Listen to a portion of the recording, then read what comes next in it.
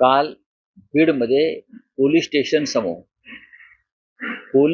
समोर एक हत्या झाली. परत पोलीस स्टेशनच्या आवारात, आपल्याला माहितीसाठी सांगतो, पोलीस स्टेशनच्या आवारामध्ये कोयत्यानं सपासप वार करून एका सामाजिक कार्यकर्त्याचं जीवन संपवलं. बीडचा जो म्हणतोय बिहार झालेला आहे आणि तिथे कोणाचे लक्ष नाही, बीडच्या जनतेला वाऱ्यावर सोडलाय. काय करतायत देवेंद्र फडणवीसजी? अर्बन नक्षलवाद मोडून काढतायत, अशी बीडचा दहशतवाद मोडून काढा. उरणची घटना आपण सांगितली. कायद्याचा धाकच राहिलेला नाही, कारण पोलीस खात्यामध्ये जो भ्रष्टाचार वाढलेला आहे, पैसे दिल्याशिवाय नेमणुका होत नाहीत. मग हवालदार असतील, फौजदार असतील, उपायुक्त असतील, उपअधीक्षक असतील, पोलीस जिल्हा प्रमुख असतील, मुंबईमधल्या नियुक्त्या असतील, प्रत्येक ठिकाणी पोलिसांचा व्यवहार हा पैशाच्या माध्यमातून होतो आहे. त्याच्यामुळे पोलीस एकदा त्या पदावर बसले की तो त्याची कमाई आणि त्याची जी वसुली आहे, वर हप्ता द्यायचा आहे, त्याच्यासाठीच ते काम करतात.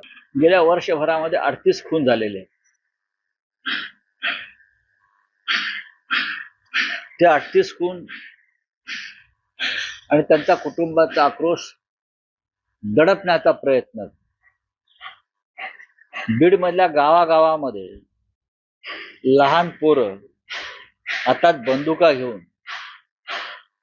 बंदुका आणि पिस्तूल घेऊन जे फोटो येत आहेत, हे कोणाची देणगी आहे?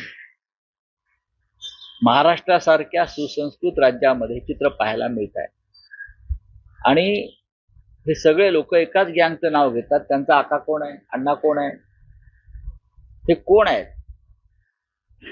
धनंजय मुंडे यांनी या गुन्हेगारांचा जो सरदार आहे त्याला स्वतःहून पोलीस स्टेशनला हजर केलं पाहिजे. तर ते कोणत्याही कटात सामील नाही, याच्यावरती विश्वास ठेवला पाहिजे. आम्ही अमुक माणसाचे शूटर आहोत अशी 20-20 वर्षाची पोरं मिसरूड न फुटलेली सोशल मीडियावरती येऊन सांगतात.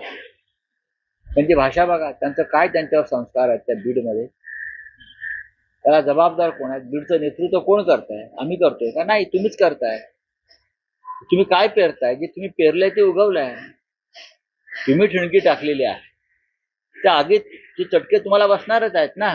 तुम्ही मुळात त्यांना मंत्रिमंडळात घेणं ही चूक होती, कारण तिथे ज्या खुनाचा तपास सुरू आहे किंवा ज्या हत्यांचा तपास सुरू आहे, तो जर निष्पक्षपणे व्हायचा असेल, पारदर्शक व्हायचा असेल, तर मी खात्रीनं सांगतो की एकही मुंडे सध्या तपास पूर्ण होईपर्यंत सत्तेत असता कामा नये. आणि ही भूमिका त्यांनी स्वतःहून घ्यायला पाहिजे. म्हणजे तर लोक त्यांच्यावर भविष्यात विश्वास ठेवतील.